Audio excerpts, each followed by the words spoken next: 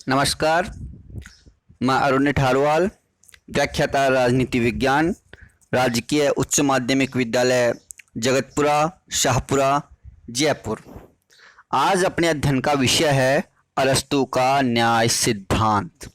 न्याय श्रृंखला में अपन ने पहले पढ़ा न्याय का अर्थ एवं स्वरूप, उसके बाद प्लेटो का न्याय सिद्धांत। अब अपने पाठ्यक्रम का विषय है अरस्तू का न्याय सिद्धांत। देखिए, जो न्याय के बारे में विचार हैं, अलग अलग राजनीतिक चिंतकों ने, विचारकों ने, विद्वानों ने जो न्याय की परिभाषा एवं अर्थ समझाने का प्रयास किया गया है, उनके विचारों में एक रूपता देखने को नहीं मिलती। समय और परिस्थितियों के अनुसार अलग अलग विद्वानों ने अपने चिंतन के आधार पर न्याय का अलग अलग अर्थ अपने सामने प्रस्तुत किया है। उसी कड़ी में अपन आज पढ़ते हैं अरस्तू का न्याय सिद्धांत। अरस्तू जो कि सामान्य यूनान के ही एक मकदूनिया का निवासी था, या वहाँ पे उनका जन्म हुआ था। हालांकि अरस्तू के विचारों को अपन पढ़ते हैं एथेंस के रूप में, लेकिन वास्तव में एथेंस में अरस्तू का जन्म नहीं हुआ था। अरस्तू मकदूनिया का निवासी था। मकदूनिया तट पर स्टेगिरा नामक एक स्थान है, वहाँ का अरस्तू निवासी था। 384 ईसा पूर्व में इनका जन्म हुआ। बाद में इन्होंने प्लेटो को अपने गुरु के रूप में अपनाया। जो प्लेटो की शिक्षण संस्था थी, अकादमी, उसमें उन्होंने अध्ययन किया प्लेटो के सानिध्य में। उसके बाद इन्होंने अपना शोमका, एथेंस में शोमका विद्यालय खोला या शिक्षण संस्था खोली, लीसियम नाम से। हालांकि ये अकादमी के ही में ही रहना चाहते थे, लेकिन अकादमी प्लेटो की मृत्यु के बाद अकादमी में इनको जो सर्वश्रेष्ठ स्थान था वो नहीं दिया गया, क्योंकि ये एथेंस के नहीं थे, इस कारण नहीं दिया गया। तो वहाँ से मोहभंग होकर आकर इन्होंने अपना खुद का एक फिर बाद में शिक्षण संस्था खोली लीसियम नाम से। बाद में फिर ये सिकंदर महान के गुरु के रूप में भी विख्यात हुए। उसी कड़ी में अपन देखते हैं कि अरस्तू ने न्याय के बारे में अपने क्या विचार दिए हैं। जो अरस्तू का न्याय का सिद्धांत है वो उन्होंने अपनी प्रसिद्ध पुस्तक पॉलिटिक्स, ध्यान देने वाली बात है, अरस्तू ने न्याय का सिद्धांत कौन सी पुस्तक में दिया है अपनी। अरस्तू ने खूब सारी पुस्तकें लिखी हैं, उनमें जो उनकी सबसे प्रसिद्ध कृति है, सर्वश्रेष्ठ कृति है पॉलिटिक्स, उसी में उन्होंने अपने न्याय का सिद्धांत दिया या अपने न्याय के विचार प्रस्तुत किए। पॉलिटिक्स के भी 8 भागों में वर्णन है इसका। तो तीसरे भाग में इन्होंने अपने न्याय संबंधी विचार प्रस्तुत किए। अब प्लेटो न्याय की परिभाषा क्या बताता है, या न्याय का सामान्य अरस्तु न्याय का अर्थ क्या बताता है या परिभाषा क्या बताता है। वो न्याय को प्रस्तुत करता है कि न्याय की सामान्य, जो सबसे स्वीट और सबसे शॉर्ट परिभाषा है अरस्तु की, वो न्याय को क्या कहता है कि न्याय सद्गुणों का समूह है। सद्गुण यानी कि जो भी अच्छे गुण हैं, जो भी नेक कार्य के गुण हैं, उन सभी गुणों की समूहों को क्या कह देता है, न्याय के रूप में प्रस्तुत कर देता है। सबसे जो शॉर्ट परिभाषा है अरस्तु के अनुसार न्याय क्या है, तो अरस्तु के अनुसार न्याय है सद्गुणों का समूह है। सभी जो अच्छे अच्छे भलाई नेक गुण हैं, उन सभी के गुणों को संयुक्त रूप से अरस्तु ने क्या नाम दिया है, न्याय। न्याय का उद्देश्य क्या है, कि न्याय का उद्देश्य हमेशा लोक कल्याण ही रहेगा। देखिए, राजनीति विज्ञान में कोई भी चिंतक हो जिसने राज्य व्यवस्था के संबंध में अध्ययन करने का प्रयास किया है, तो राज्य व्यवस्था संतुलित कैसे हो सकती है कि वहाँ पे न्याय विद्यमान हो। अब उस न्याय की स्थापना कैसे हो, व्यवस्था तभी स्थापित हो सकती है जब वहाँ पे न्याय की स्थापना हो। तो न्याय कैसे हो, उसके बारे में विचारकों ने अलग अलग अपने मत प्रकट किए हैं। अब बात आती है कि जो ये सद्गुणों का समूह है, उसको आप क्या कहते हो, या न्याय का अर्थ क्या है अरस्तु के लिए। तो उन्होंने कहा कि मेरे लिए न्याय का अर्थ केवल और केवल है कि पूर्ण न्याय, एक ऐसी न्याय जिसमें आदि अधूरे का कुछ नहीं है। न्याय कैसा होना चाहिए, पूर्ण न्याय होना चाहिए। और पूर्ण न्याय को ही अरस्तु है वो वास्तविक न्याय की संज्ञा देता है, कि जब पूर्ण न्याय की स्थापना हो जाएगी, वो ही अरस्तु के अनुसार क्या होगी, वास्तविक न्याय। अब आगे प्रश्न आता है, भाई ये पूर्ण न्याय क्या है? तो पूर्ण न्याय में उन्होंने बताया कि जो कानूनों के अनुसार आचरण कर रहा है यदि कोई व्यक्ति, तो वो ही क्या कहलाएगी? पूर्ण न्याय। यदि व्यक्ति द्वारा कानूनों के अनुसार आचरण किया जा रहा है तो वही क्या कहलाएगी? पूर्ण न्याय। अब की आचरण कैसा होना चाहिए? तो उन्होंने कहा कि वही ऊपर जो उन्होंने परिभाषा दी है वह सद्गुणों वाला, तो आचरण ऐसा होना चाहिए जिसमें नैतिक तथा चरित्र की श्रेष्ठता होनी चाहिए। यानी कि व्यक्ति के अंतर्गत अपने नैतिक गुणों की और जो मनुष्य का चरित्र है वो यदि श्रेष्ठ है तो सिर्फ ऐसा आचरण यदि व्यक्ति कर रहा है कानूनों के पालन करने में, तो फिर किसकी स्थापना हो जाएगी? पूर्ण न्याय की। अब बात आती है कि ऐसा आचरण कैसे करेगा या किस आधार पर करेगा, किस व्यवस्था के तहत करेगा। तो ऐसे आचरण को कार्यान्वित करने के लिए ही वो कि किस प्रकार से करे, एक तरीके का माध्यम देता है, और वो माध्यम देता है कि स्पेशल विशेष व्यवहार करना पड़ेगा मनुष्य को ऐसा आचरण करने के लिए, यानी कि जो सद्गुणों से युक्त हो, चरित्र की श्रेष्ठता वाला हो, ऐसा आचरण करने के लिए मनुष्य को एक स्पेशल व्यवहार करना पड़ेगा। उस व्यवहार के तहत जो पूर्ण न्याय है उसकी प्राप्ति की जा सकती है। तो कहने का मतलब ये है कि अरस्तु जो सर्वश्रेष्ठ न्याय है वो तो कह रहा है पूर्ण न्याय को। पूर्ण न्याय की प्राप्ति के लिए वो बता रहा है कि मनुष्यों का आचरण कैसा हो, नैतिक तथा चरित्र की श्रेष्ठता वाला। तो कि अब ऐसा ये आचरण कैसे करेंगे मनुष्य, इसके लिए फिर वो उस न्याय को दूसरा बताता है कि विशेष व्यवहार होगा। फिर मनुष्यों के साथ, व्यक्तियों के साथ जब विशेष व्यवहार किया जाएगा, स्पेशल व्यवहार किया जाएगा, तब वो ऐसा आचरण वो करने लग जाएंगे। इसी के बाद फिर वो जो दूसरी न्याय की विशेषता या परिभाषा देता है, दूसरा भाग बताता है, वो कहता है कि विशेष न्याय। विशेष न्याय क्या है? विशेष न्याय पूर्ण न्याय को प्राप्त करने का एक माध्यम है। जब विशेष न्याय के द्वारा व्यक्तियों के साथ व्यवहार किया जाएगा, जब ऐसा व्यवहार करेंगे तो व्यक्ति ये नैतिक आचरण और उसका उनका चरित्र क्या हो जाएगा? श्रेष्ठ वाला हो जाएगा। इस आधार पर कार्य करेंगे। इस आधार पर कार्य करेंगे तो व्यक्तियों को क्या मिल जाएगी या समाज में किसकी स्थापना हो जाएगी? तो पूर्ण न्याय की। तो पूर्ण न्याय की स्थापना के लिए ही अरस्तु के द्वारा जो ये विशेष न्याय का प्रावधान है वो बताया गया है कि पूर्ण न्याय की जो सर्वश्रेष्ठ न्याय है उसकी स्थापना किस आधार पर होगी? विशेष न्याय वाले प्रावधान में। परिभाषा के लिए कहता है कि वह गुण जिसमें अन्यों से उचित व्यवहार हो। कैसा व्यवहार हो? यानी कि व्यक्तियों का भलाई का वह गुण जिसमें अन्य व्यक्तियों से कैसा व्यवहार हो? उचित व्यवहार हो। यानी कि मानवीय संबंधों का क्या हो? नियमन हो।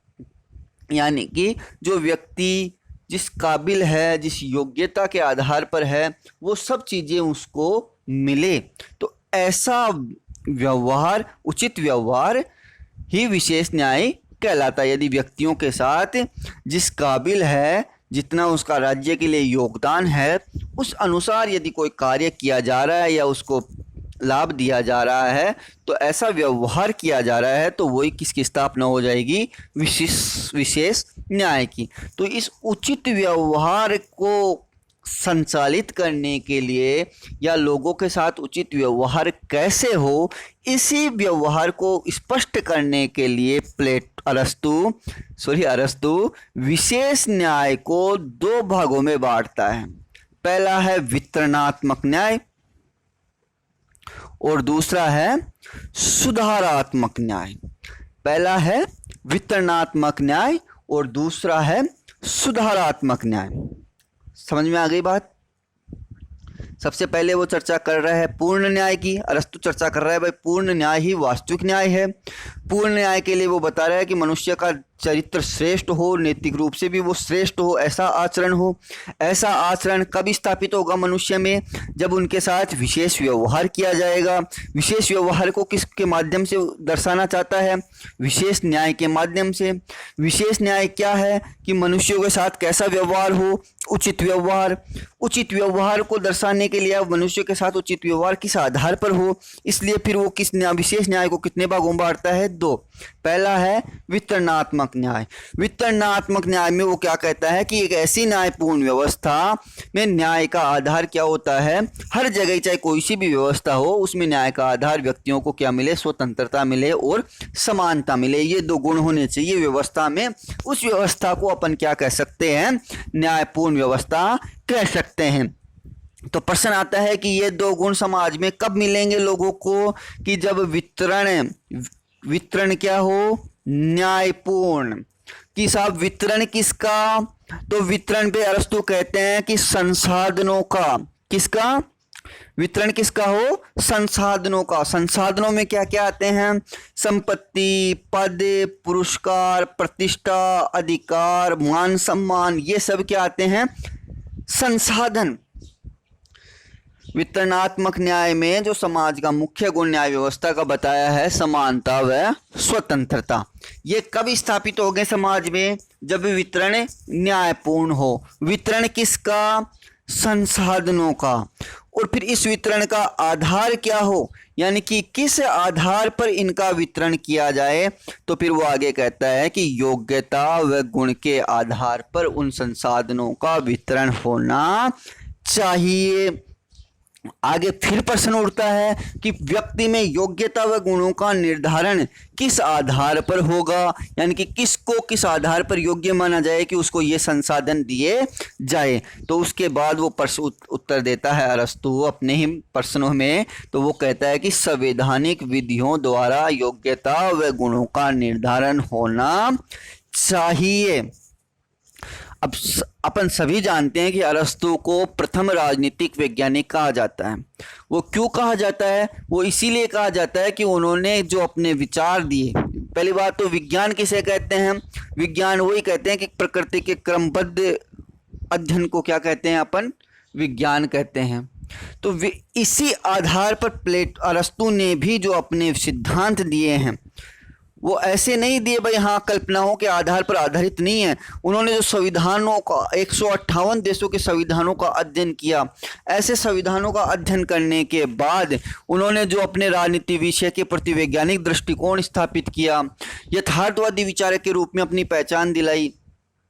जैसे अपन बात करते हैं संविधानों का वर्गीकरण, 158 देशों के अध्ययन करने के बाद उन्होंने मुख्यतः संविधानों को 3 श्रेष्ठ जो और 3 विकृत प्रणालियों में बांटा।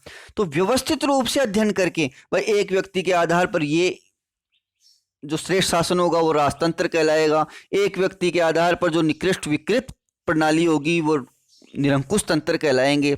तो व्यवस्थित एवं क्रमबद्ध अध्ययन किया है अरस्तु ने, इसी कारण उनके अध्ययन को या उनको प्रथम राजनीतिक विचारक या वैज्ञानिक कहा जाता है।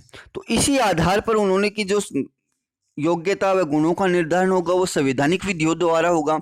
लेकिन जो ये संवैधानिक विधियां हैं, ये संवैधानिक कानून है, सभी राज्य व्यवस्थाओं में समान रूप से नहीं पाए जाते।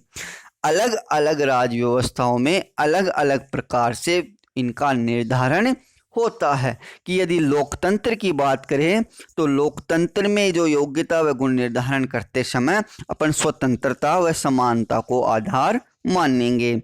इसी आधार पर कुलीन तंत्रवादी कहते हैं, एरिस्टोक्रेसी कहते हैं कि सद्गुण व योग्यता को आधार मानना चाहिए। धनिक तंत्र कहते हैं कि जिस व्यक्ति ने राज्य के अंतर्गत धन के द्वारा या संपत्ति के आधार पर जितना ज़्यादा योगदान दिया है उनको अधिक योग्य व अधिक गुणशाली माना जाना चाहिए। यानी कि अलग अलग राज्य व्यवस्थाओं में अलग अलग प्रकार से योग्यताओं का निर्धारण होता है। लेकिन अरस्तु का जो सर्वप्रथम विचार है वो कहता है कि सद्गुण को आधार मानना चाहिए। क्योंकि यदि एक गुणी व्यक्ति है तो वो हर प्रकार के गुण प्राप्त कर सकता है, वो संपत्ति भी प्राप्त कर सकता है, स्वतंत्रता समानता सभी को वो प्राप्त कर सकता है। लेकिन बाद में धीरे धीरे उनका झुकाव लोकतंत्र की ओर बढ़ा और लोकतंत्र की तरफ लोगों की सत्ता को स्वीकार किया। और लोकतंत्र को सत्ता को स्वीकार करने के बाद उन्होंने कहा कि जो जनता है, यदि जनता को अपन स्वतंत्रता व समानता से दूर रखेंगे तो लोगों में क्रांति जैसी भावनाएं पैदा हो सकती है। तो कुल मिला के बात यह है कि जो योग्यता व गुणों का निर्धारण है वो संवैधानिक विधियों द्वारा होगा। और संवैधानिक विधियां बनाने का काम किसका होगा? विधायक का। संवैधानिक विधियां बनाने का काम किसका होगा? विधायक का। ये कानून, ये विधियां बनाने का काम किसका होगा? व्यवस्थापिका का होगा, विधायक का होगा। और ये जो वितरण होगा, ये सबसे इम्पोर्टेंट बात है, जो ये संसाधनों का वितरण है वो कौन से अनुपात में होगा? ज्यामितीय अनुपात में। यानी कि जो जितना अधिक योग्य है उसको उतने ही अधिक संसाधन प्रदान किए जाएंगे, उतने ही अधिक उसको पुरस्कार प्रदान किए जाएंगे। कुल मिला के वितरणात्मक न्याय यही कहता है कि इसमें संसाधनों का वितरण हो, संसाधनों का वितरण न्यायपूर्ण हो। न्यायपूर्ण का मतलब है जो जितना अधिक योग्य है उनको उतने अधिक संसाधन मिलने चाहिए। तो इस प्रकार के यदि व्यवहार व्यक्तियों के साथ किया जाता है तो वो व्यवस्था एक तरीके की न्यायपूर्ण व्यवस्था हो जाएगी। अब इसी का दूसरा भाग है सुधारात्मक। कौन सा न्याय? सुधारात्मक न्याय। विशेष न्याय जो विशेष व्यवहार है उसको वो दो कैटेगरीज में विभाजित करता है। पहला है वितरणात्मक। वितरणात्मक में अपन ने पढ़ लिया किसका वितरण? संसाधनों का वितरण। एक न्यायपूर्ण व्यवस्था के तहत ज्यामितीय अनुपात में किया जाएगा, रेखागणितीय अनुपात में किया जाएगा। और किसके द्वारा किया जाएगा? विधायिका में, विधायिका के द्वारा।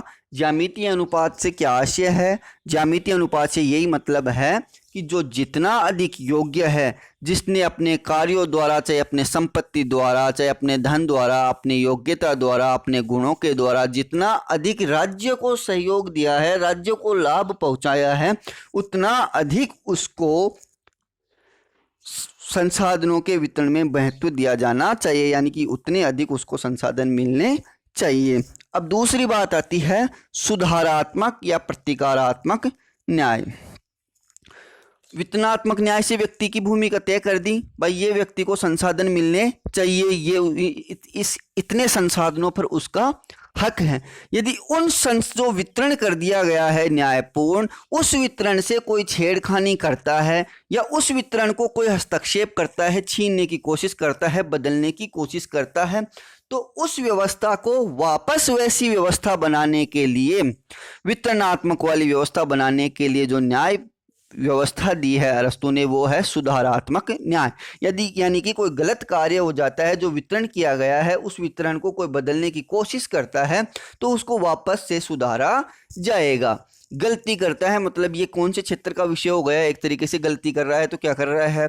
अपराध कर रहा है। तो अपराध कर रहा है तो अपराध को सुधारने वाली व्यवस्था क्या है? न्यायपालिका। तो सुधारात्मक है वो किस क्षेत्र में है? न्यायपालिका के क्षेत्र में। अभी अब देख लेते हैं अपन।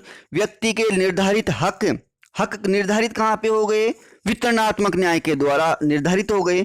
यदि उनका उल्लंघन होता है तो उनको उल्लंघन के रोकने की व्यवस्था किसके द्वारा, कौन सी न्याय करती है? सुधारात्मक न्याय। उन उल्लंघनों को रोक के, या उल्लंघन कर दिया है, उनको छीन लिया है, तो वापस उस व्यक्ति को प्रदान करा के पूर्ववर्ती यथा स्थिति में वापस जाना, ये सुधारात्मक न्याय का उद्देश्य है। ये यदि उल्लंघन कर रहा है या कोई छीन रहा है तो वो कौन सा क्षेत्र हो गया? अपराध के क्षेत्र में। वापस दिलाने का या इनको रोकने का, सुधारने का कार्य किसके द्वारा किया जाएगा? न्यायपालिका के द्वारा। और कौन से क्षेत्र में, किस आधार पर? अंक गणितीय आधार पर। अब ये ध्यान देने वाली बात है, जो वितरणात्मक न्याय का आधार था वो था ज्यामितीय, और यहाँ जितना अधिक योग्य उतना अधिक लाभ संसाधनों के वितरण में। लेकिन यहाँ पर क्या है? समान अपराध के लिए सभी को समान दंड दिया जाना चाहिए। जो सुधारात्मक न्याय का उद्देश्य है वो अंकगणितीय अनुपात में है, यानी कि समान अपराध के लिए सभी व्यक्तियों को समान दंड दिया जाना चाहिए यदि वो अपराध कर रहे हैं।